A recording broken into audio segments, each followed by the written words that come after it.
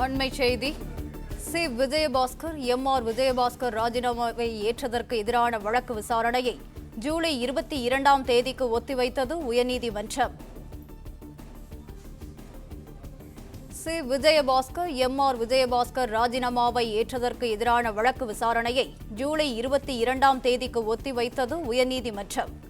கூடுதல் தகவல்களை வழங்குகிறார் எமது செய்தியாளர் ஆனந்த். ஆனந்த், வணக்கம். மேலும் விவரங்கள்.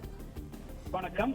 அதிமுக முன்னாள் அமைச்சர்கள் சி விஜயபாஸ்கர் மற்றும் எம்.ஆர். விஜயபாஸ்கர் ஆகியோர் ராஜினாமா செய்ததை ஏற்று சபாநாயகர் பிறப்பித்த உத்தரவை ரத்து செய்ய கோரிய வழக்கில் பதில் மனு தாக்கல் செய்ய சட்டப்பேரவை செயலாளர் மற்றும் சம்பந்தப்பட்ட இரு முன்னாள் அமைச்சர்களுக்கு சென்னை உயர்நீதிமன்றம் உத்தரவிட்டிருக்கிறது.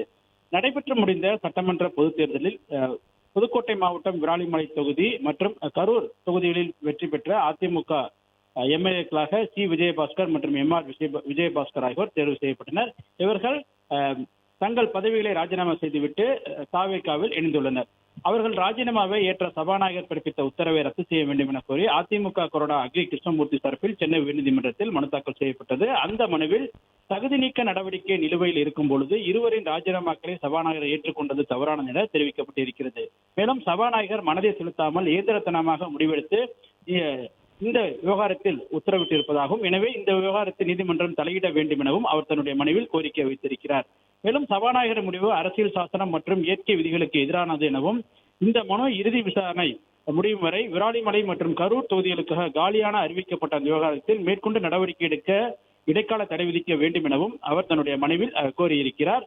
இந்த மனுவை விசாரித்த உயர்நீதிமன்ற தலைமை நீதிபதி தர்மாதிகாரி மற்றும் நீதிபதி அருள்முருகன் ஆகியோருடைய அமர்வு வழக்கு தொடர்பாக சட்டமன்ற செயலாளர் மற்றும் சி விஜயபாஸ்கர் எம்.ஆர். விஜயபாஸ்கர் ஆகியோர் பதிலளிக்க உத்தரவிட்டு வழக்கினுடைய விசாரணையை ஜூலை 22ஆம் தேதிக்கு தள்ளி வைத்துள்ளனர்.